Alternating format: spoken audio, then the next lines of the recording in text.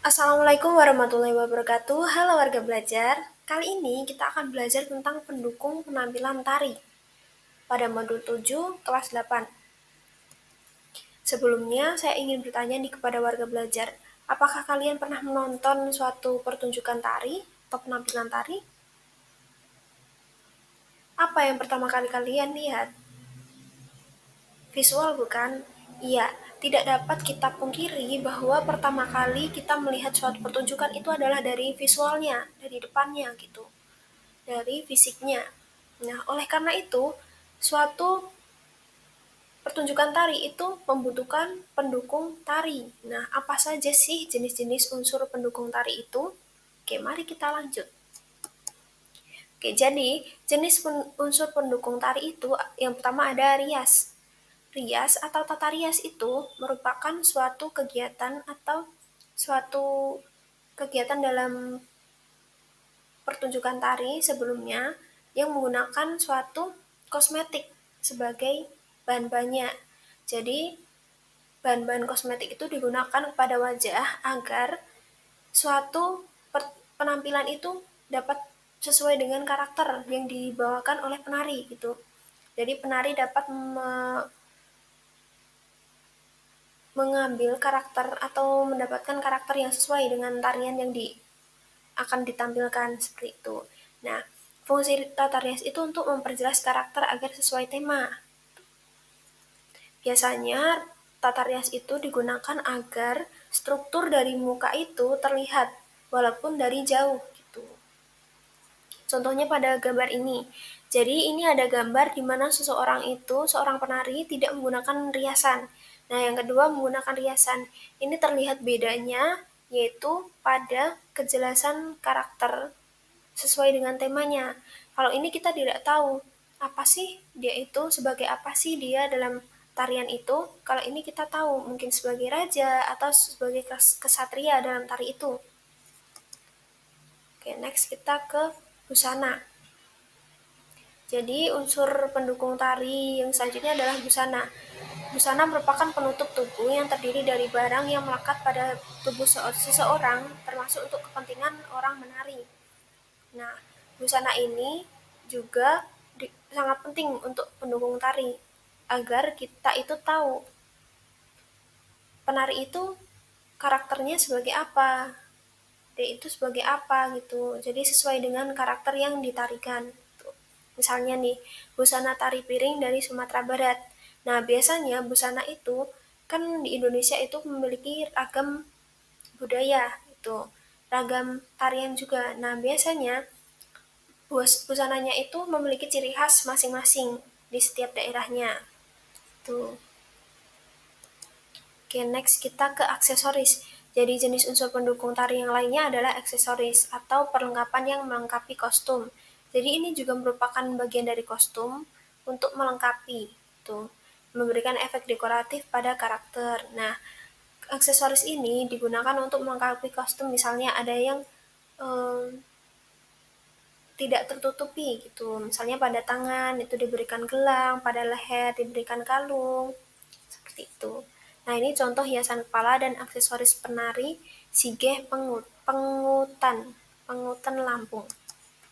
Oke, kita masuk ke musik iringan tari. Jadi, pada pertunjukan tari itu, musik iringan tari juga merupakan salah satu pendukung yang sangat penting gitu. Nah, ada iringan internal. Iringan internal ini yang dilakukan oleh penarinya, misalnya dengan melakukan nyanyian, tepukan pada bagian tubuh, jentikan jari, bunyi dari properti tari, dan aksesoris tari. Tuh. Kemudian ada juga iringan eksternal. Iringan eksternal itu merupakan iringan yang tidak dilakukan oleh penari. Tuh, biasanya menggunakan alat musik atau pemusik. Oke, kita next ke properti tari. Jadi unsur pendukung tari lainnya yaitu properti tari. Properti tari ini merupakan perlengkapan penari seperti kendi, payung, topeng, tombak, panah, dan lain-lain. Nah, biasanya properti ini memiliki arti-arti tersembunyi atau tersendiri dari suatu tari gitu. Kenapa menggunakan properti ini atau itu?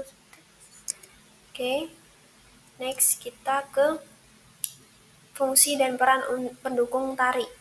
Yang pertama adalah tata rias. Tata rias ini berfungsi sebagai penegas garis kontur wajah gitu. Nah, seperti yang saya katakan di awal gitu. Jadi kontur ini tuh untuk memberikan kesan tegas gitu. Jadi dari jauh orang pun tahu, oh ini struktur wajahnya seperti ini, karakternya seperti ini gitu. Kemudian selain untuk pembentukan karakter penari, juga dapat untuk menambah nilai keindahan karya tari. Gitu. Oke, next kita ke busana. Jadi busana itu berfungsi sebagai pemerjelas atau memperjelas tema tari gitu. Kita tahu, jadi penonton tuh tahu, oh tema tarinya seperti ini. Oh, ini tari dari daerah mana? Oh, kalau tari daerah misalnya dari daerah Dayak itu pakaiannya seperti ini gitu sebagai ciri khas gitu. Terus fungsi lainnya dia itu untuk menghidupkan karakter dan peran penari. Kemudian membantu ekspresi penari dalam melakukan gerak tari. Kemudian memberikan nilai tambah pada segi estetika dan etika. Oke, next kita ke aksesoris. Nah, jadi fungsi dari aksesoris adalah memperindah dan memperkuat busana tari, menutupi kekurangan kekosongan wilayah busana, dan memberikan kesan cantik dan glamor. Nah, contohnya pada gambar ini merupakan aksesoris bagian kepala pada tari Dekuk Dayak Kalimantan Utara. Kemudian ada juga mahkota hiasan kepala penari Bali. Oke, kita next ke musik iringan tari. Fungsinya adalah sebagai iringan gerakan. Jadi ini sebagai iringan gerakan iringan bagi penari untuk melakukan suatu gerakan itu gerakan-gerakan tarinya sebagai patokan itu.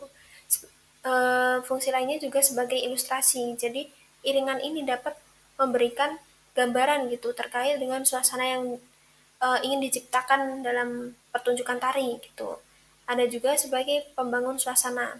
Jadi iringan juga dapat membangun suasana yang diinginkan dari pertunjukan tari. Gitu. Misalnya alat musik pengiring tari dari Sumatera Barat, alat pengiring musik dari Jawa Tengah, alat musik pengiring tari dari Kalimantan Timur. Oke, next kita ke fungsi dari properti. Jadi fungsi dari properti itu untuk menambah keindahan dan nilai estetika tarian, kemudian memperkuat karakter dari tarian, media dalam penyampaian pesan dan makna dari tarian, sebagai perlengkapan dari dan ciri khas tarian. Tuh, properti. Nah, misalnya di tari caci atau tari perang, itu merupakan permainan rakyat antara sepasang penari laki-laki dengan bertarung menggunakan cambuk dan perisai di Flores, Nusa Tenggara Timur. Nah, properti yang digunakan adalah cambuk yang berfungsi sebagai senjata dan perisai sebagai pelindung diri. Oke, kita lanjut ke contoh yang kedua, ada tari mandau atau tari yang lekat hubungannya dengan suku Dayak. Nah, tari ini sering dipentaskan dalam berbagai upacara adat dan upacara penyambutan tamu agung. Properti yang digunakan adalah mandau dan tameng, simbol dari keperkasaan pria Dayak dalam mengarungi kehidupan dalam membela tanah air, harkat dan martabat mereka. Oke, jadi itu warga belajar terkait dengan unsur pendukung tari dan juga fungsinya. Selanjutnya kalian bisa mempelajari kembali materi tersebut, kemudian mengerjakan tugas di e-learning. Oke, terima kasih atas perhatiannya. Wassalamualaikum warahmatullahi wabarakatuh. Dadah warga belajar.